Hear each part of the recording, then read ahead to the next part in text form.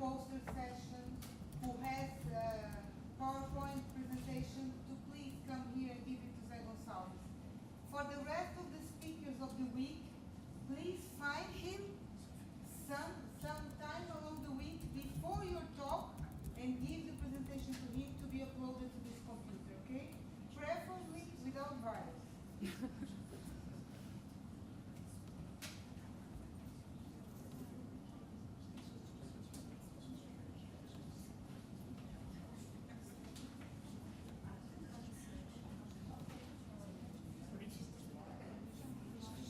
So will he see us?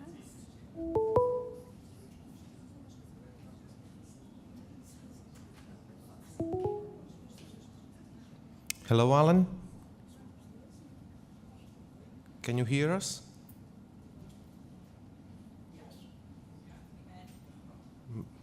But we cannot.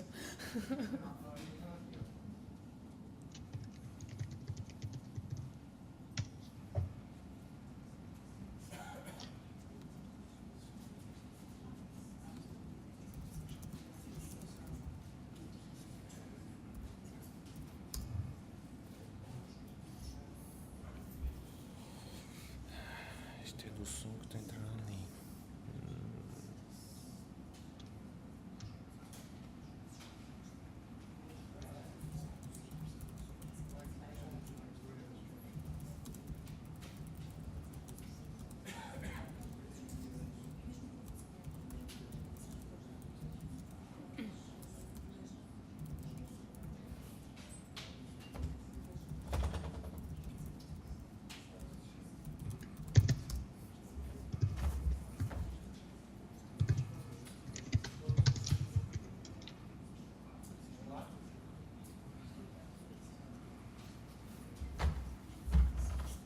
Can you hear us, Alan?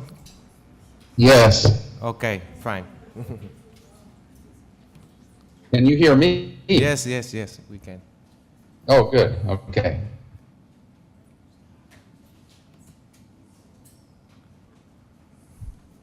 What about Sonia's presentation? Slides? Yeah, but I told him to So present he'll on share. his own computer. He's going to share the screen. Okay. Okay. So we should start. Hi, everybody. My name is Linda Strub, and I'm going to chair the afternoon session today. Our first speaker is Alan Gould, who will be telling us about latest activities and a new mission from Kepler. Thanks, Alan. Hi, good morning, or good afternoon in Portugal. Good morning in Berkeley. Now, I think as far as connection goes, I'm going to need to share my desktop. Is that correct, to show the slides? Yes, that's correct. Okay, let me do that. See if this works.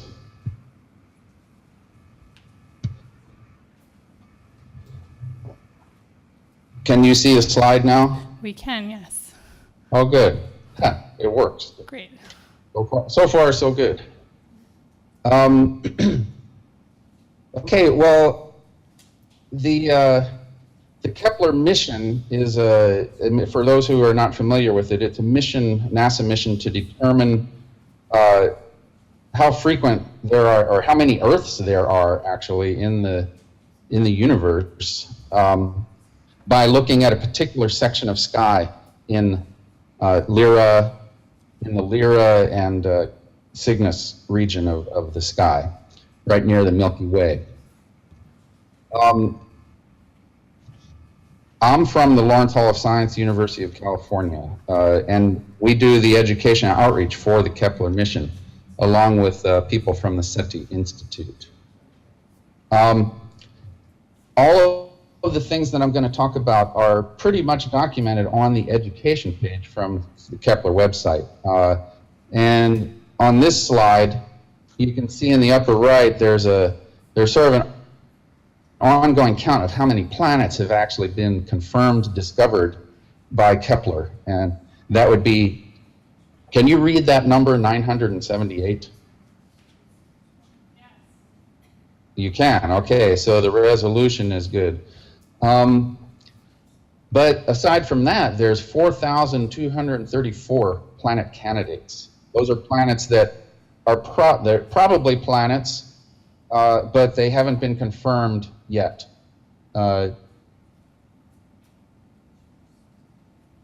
We've had about maybe around a 10% false positive rate. So 90% of those planet candidates are going to be planets.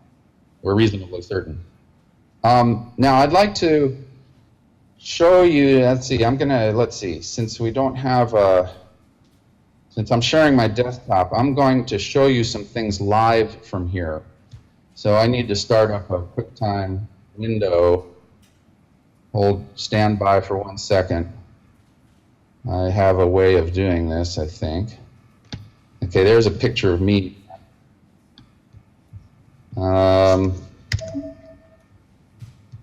Okay, I think that's as good as I can, that's as big as I can get it. But what I wanted to show you was some of the things that we've developed recently in the education program for the Kepler mission. Now, the technique that's used by the mission is the transit technique. That is, whenever a planet goes in front of the star that it's orbiting, the star actually did fall out. Alan, I don't think we can see the QuickTime movie. Pardon? Are you showing a QuickTime movie? Because I don't think we can see it, unfortunately. You can't see you can't see a movie recording of me? Okay, in that case, I think I have to take it off of, screen share then. Yeah, we see the education page from the Kepler website, but we don't see anything other than that. Okay, one moment. Let me remove the screen share so that you can see me again. Okay. Okay, am I back? Yes, you're back. Okay. Okay, I wanted to show you some things that are that we're doing in the Kepler website, and one of the first things is to explain what a transit is. So here's one of the latest discoveries. We found that if you take a styrofoam ball and ram a flashlight in it and turn the light on, it makes a quite a nice star, a model star. Okay, so. Let me back up a little bit here, and I've made this little device which has a planet on it, and the star goes with the planet. Let's see, probably this way would be best. Okay, so if I rotate this little, it's basically a metal rod that is bent into the shape of something that I can turn very easily. And as an activity, we're doing this in a planetarium show now, actually, as an activity with the audience. And with the audience, we say, whenever you see the planet go directly in front of the star, raise your hand. And as you're viewing it right now, does anybody see the planet go directly in front of the star? No. Okay, nobody's seeing it. So nobody's raising their hand out there. If I change the angle a little bit, it's still not going in front of the star, right?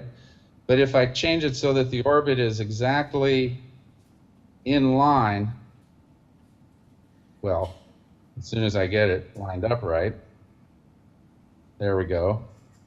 Now everybody should be raising their hand every time the planet goes in front of the star. Okay, so that's a little activity that we do just to explain what transits are, and it's kind of a fun thing to do. Now the other thing that we have, which is not new, it's an old demonstration that we have, is let's see if I can get this to show up good enough. Is this orrery. Okay, this is a commercially available orrery, which is a planet star system model. Okay, so there I've turned the light bulb on, which is the star, and if I turn the crank here, planets go around the star. Light sensor right here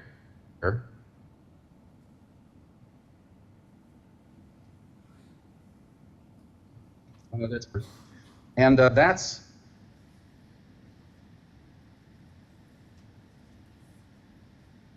I can only see this on my screen, so I don't know how well you're seeing it. But what I'm going to do is press a button here that starts data collecting from the light sensor to the computer. And then I'll turn the crank to let the planets go, and we'll see what comes out of this is a light curve. Okay, so at the bottom of the screen right now, I'm seeing a record of the data showing how bright the star is. That whenever a planet goes right in front of the star, there's a little dip in brightness. I'll show you a better picture of this in just a second. Okay, we'll let this crank out until we let it run for about 30 seconds. And then, actually, let me see if I can, let me press the button that scales it automatically. I'm not sure if you can see that light curve there. We can't really see it. Maybe you could bring the other laptop a bit closer to the camera.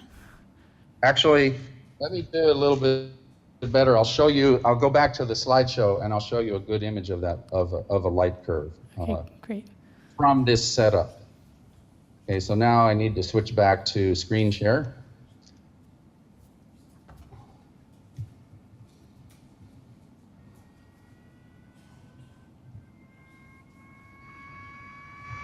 Start screen share. Okay, can you see a light curve now? Yes. Okay, now this is not this exact setup. On the setup I just demonstrated, there are 2 planets. How many planets do you see in this light curve?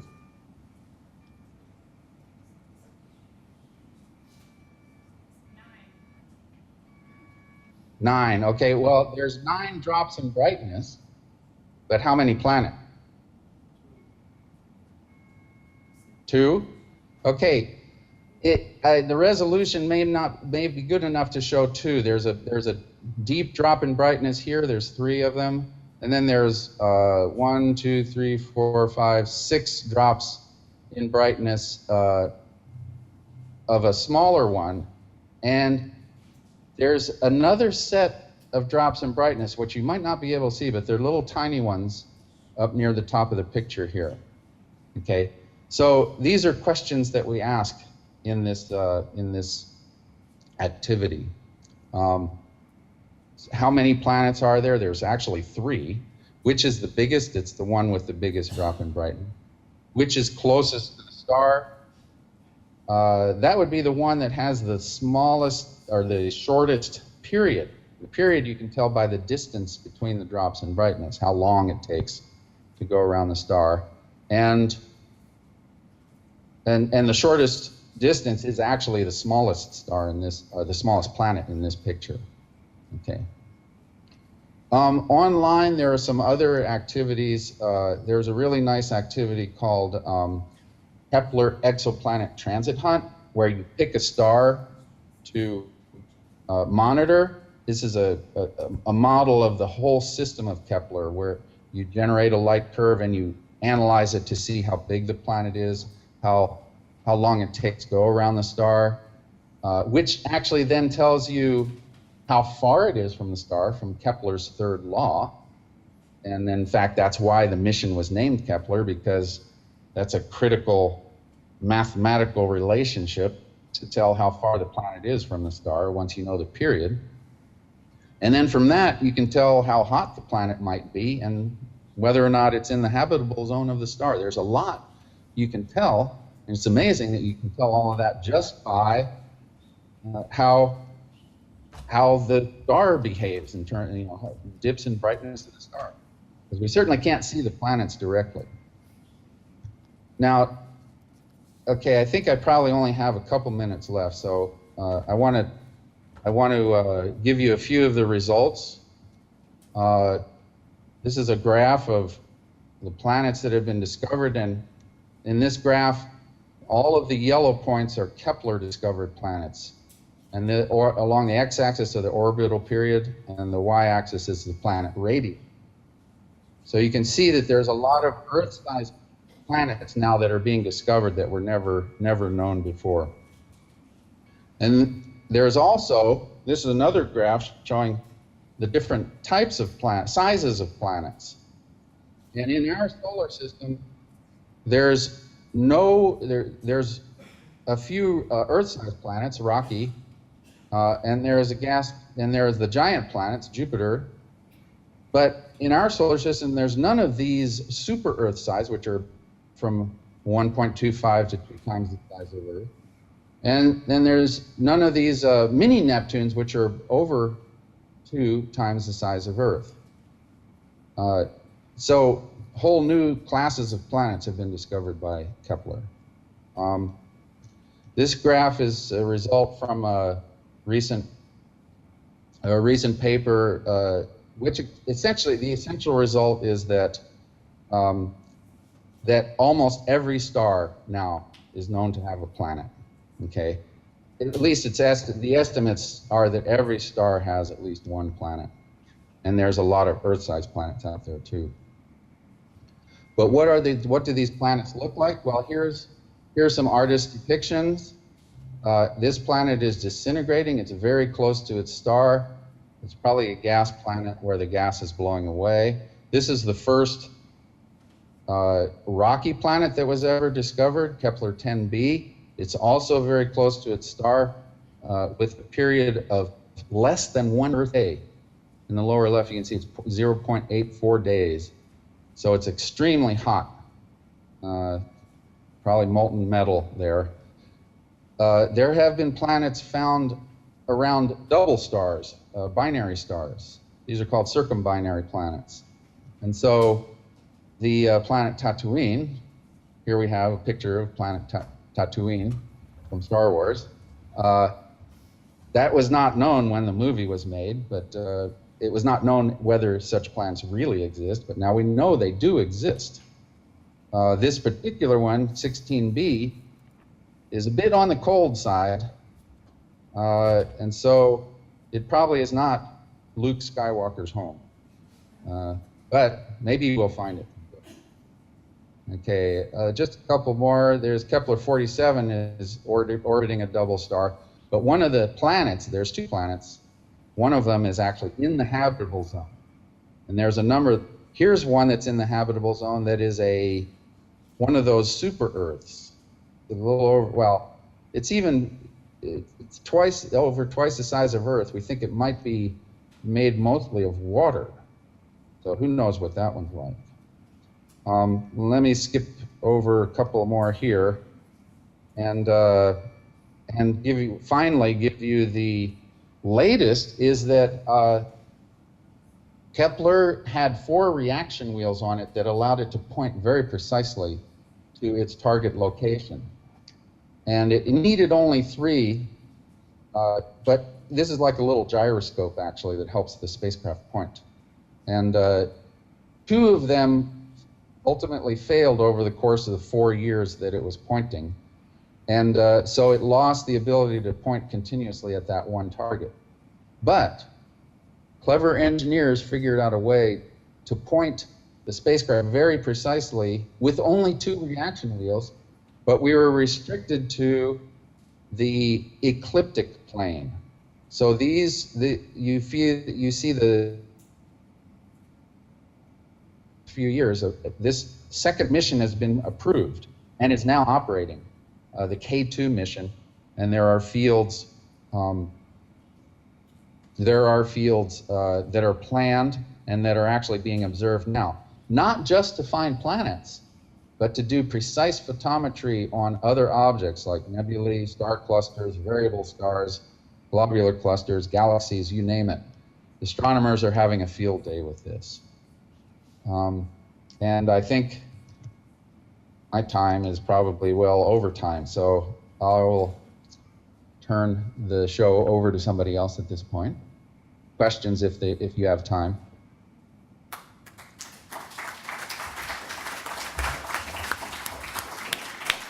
Thanks very much, Alan. I think we have time for one short question if somebody wants to ask something.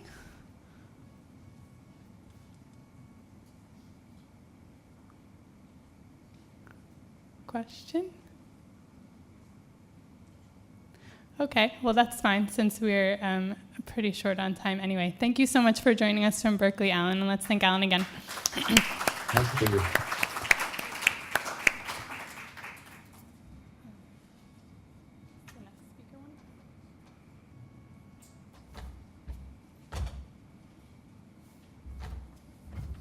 Okay, thank you, Alan. See you next time. Okay. Bye.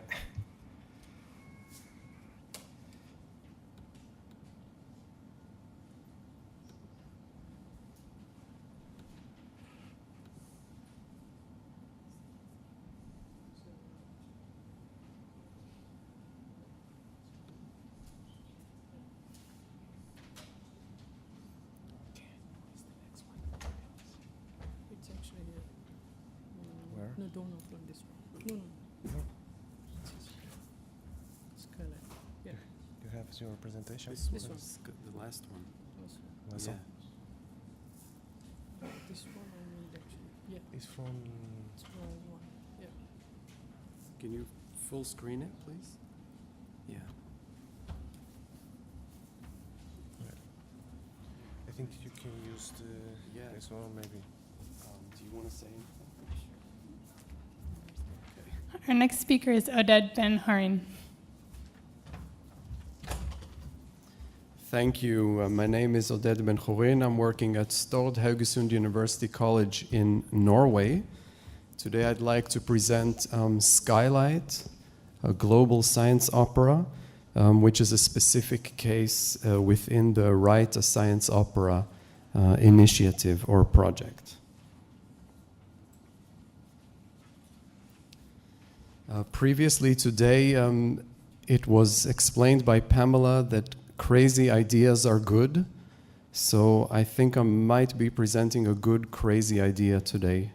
I hope you see it in that way. In a nutshell, we are going to create an opera made, inspired by cosmic light, by children in 27 countries together. And we're going to perform that in October 2015. These are the countries. Our project framework is the meeting point between science, arts, education, and ICT tools. I'm just running through this because I know we have short time. What is Write a Science Opera? Write a Science Opera is a multidisciplinary teaching concept which is based on the professional development Write an Opera method, which was developed by the Metropolitan Opera in New York. In WASO, which is our acronym, scientists and opera artists work with teachers and pupils to create original science operas, providing ownership of creative science and art output. In other words, Write a Science Opera is one example of a possible bridge between science and art education in our schools. And so far we have done 7 school projects, and all of those were in Norway, and the next school projects are going to be in Portugal and Greece. At the current time, we are working within 2 European projects. One is called Create It, or the long name is Implementing Creative Strategies into Science Teaching, which is funded by the European Commission. And the second one is WASO Portugal, which is funded by the European Economic Area.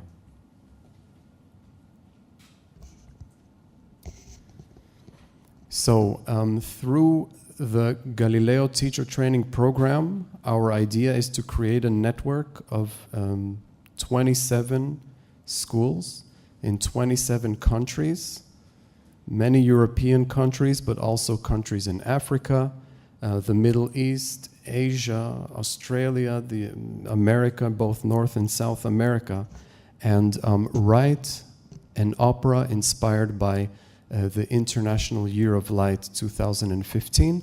We are very excited and proud and humbled to have received official endorsement by the International Astronomical Union for this project.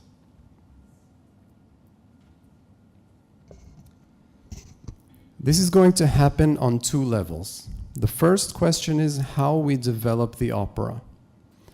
The main countries of kids who are going to be creating this opera is probably going to be Portugal and Norway. That is, one class in Portugal, in Porto, and one class in Bergen in Norway are going to create an opera inspired by cosmic light under guidance of scientists within the GTTP. In addition, we are going to try to involve as many other countries as possible in the creation of the opera. That can be composition, that can be designing the costumes, that can be PR, and etc. The second level is going to be the actual performance of the opera. As I explained previously, the main performance is going to happen in Portugal and Norway, but at some point in the opera, we are going to invite the children who will be online, Skype or Adobe Connect, or we don't know yet, to participate in real time in the opera by providing them with specific musical motives and visual motives. So this is a very general draft sketch that I'm showing here, but if you can imagine that the white lines are musical motives that are going to be traded between, for example,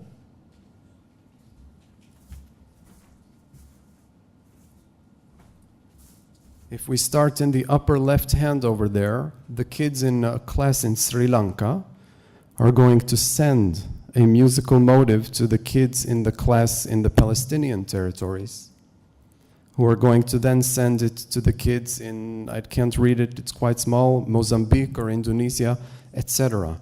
At the same time, there are going to be visual motives, light, costumes, etc., which are going to be traded between the countries following the yellow lines. Again, this is a very rough draft. We are still in a kind of think tank situation because we basically don't know if such a thing has been done before in an educational context with so many countries in real time. And we would be very happy for your input on what is realistic.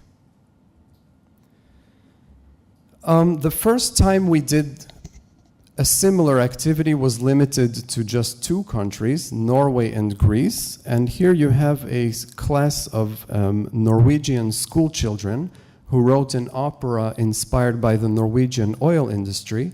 And in that opera, we had Greek children appear in the opera by playing certain melodies that they received beforehand and appeared and performed them on the flute as part of our opera. Another similar or related collaboration that we had between Norwegian and Greek children was the pupils in our project sent a video to the European Space Agency's Rosetta competition and created the winning video of that competition, which was a very exciting happening for us.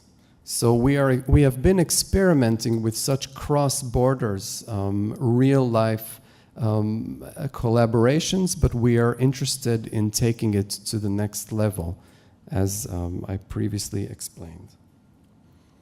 Are there any questions so far before I continue to another section of the presentation? Okay. So, how is this going to happen in practice? Because as you may imagine, bringing together people from 27 countries with different languages, cultures, etc., is going to be a big job. So, who? We are going to coordinate it in Portugal and Norway, as I explained, but we are trying to assemble a team of master students, of PhD students, who will use this as thematic material for their research and their thesis. This can be in ICT, in management, in arts education, in design, in composition, in science education, in pedagogics, and so on. We would also like to find ways to overlap with already existing activities of various research institutions. We're going to apply for sponsorships, and we are very interested in creating volunteer work networks in order to support this happening, which will happen in October 2015. How is it actually going to happen? How are we going to create a common understanding among the contact points in these 27 countries? Well, we're going to create videos and do online trainings for those specific activities that I discussed, and make some e-learning videos available for those people to access and prepare for this project, which we are calling Skylight, a global science opera. I think I'm going to stop there because I know we have limited time. Are there any questions, or even better, ideas about how to realize this in practice? Professor Pennypacker? Sounds great. Thank you. Do you have some examples of something that's been done besides the Greek thing? Which I have been part of? Yeah. Well, online, real-time musical science collaborations, we have done this Greek thing. We will take this step by step. So, I mean, it could be that the first time we meet is just a regular Skype meeting with one person from each country. And the second time we're just doing a musical idea, and the third time we're doing that musical idea with the kids. So, no, I don't have more than that as in my own personal experience, which is maybe why this is a crazy idea. But I like those.